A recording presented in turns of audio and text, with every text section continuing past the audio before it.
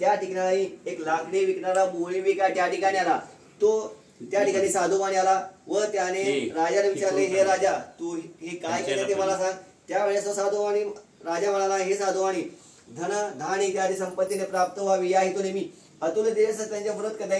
नंतर त्या राजाकडून या साधुवाण्याने हे सर्व सत्यनारायणचे व्रत समजावून घेतले व हे संतती देणारे व्रत त्याने आपल्या लीलावती नावाच्या भार्येला सांगितले व ज्यावेळेस मला संतती होईल त्यावेळेस मी सत्यनारायणचे व्रत करीन असा त्याने नवस केला।